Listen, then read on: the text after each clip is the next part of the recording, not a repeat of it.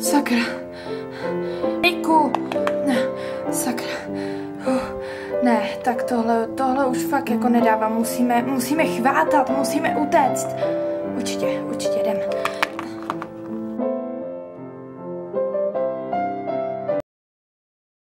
Ten dnešní den byl prostě úžasný. Jo, to bylo úplně úžasný, ale já už myslím, že bychom mohli jít. Já taky, protože tady teď už není fakt, co dělat. Máš pravdu, jdem. Myslíš, že jsme utekli? Bobe, já nevím, Riku, musíme ještě radši běžet, protože co když se nám něco stane? Já nechci, aby se mi něco stalo. Mně taky ne. Radši pojďme, ale rychle. Ale jako, je to fakt úžasný. Au, co jsi to udělal? Ahoj.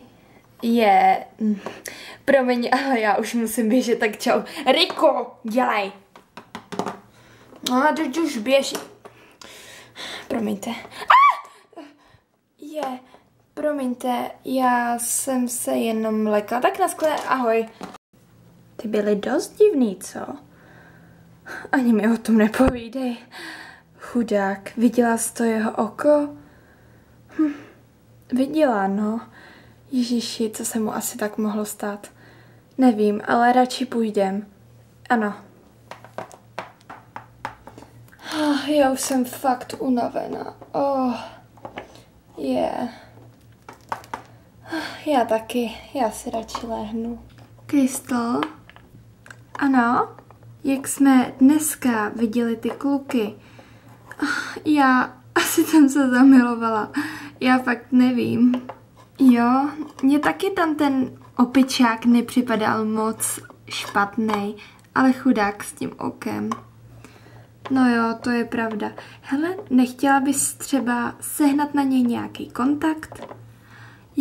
Já bych se s nima ještě chtěla někdy vidět. Zkusíme to. Tak zítra. Jo, zítra. Tak, dobrou. Ježiši, tady je to hrozný. Já ti věřím, Riku, ale jinak to nepůjde. Nikde jinde přespat nesmíme a nesmíme se ve městě vůbec ukazovat. Já vím, ale v lese se tu docela bojím a ještě k tomu, když na jedno oko nevidím. Ach jo, to bude dobrý, neboj se. Dobře, tak asi jdeme spát. Jo, dneska je tak krásně být venku. Jo, to je pravda, no. Ale chtěla bych navštívit ty kluky. Tak tady na lavičce mi to stačí. To jo.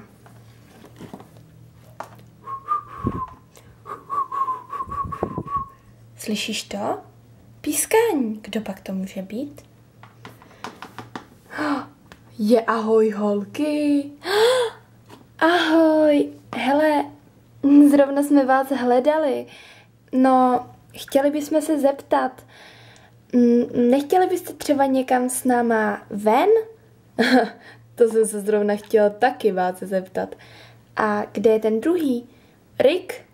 Ten se zase vzadu loudá. S tím jedním okem nevidí skoro vůbec nic. Věřím. Nedělejte si z něj takovou srandu. Určitě to není hezké mít jen jedno oko. Prosím tě, já ho znám dost dlouho. Už jsem tady. Ahoj, krásko.